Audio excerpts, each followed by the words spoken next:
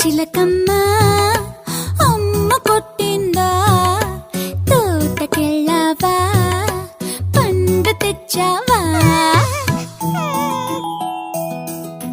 గుడ్లు పెట్టావా గుటుక్కుమన్నావా గుడ్లు పెట్టావా గుటుక్కుమన్నావా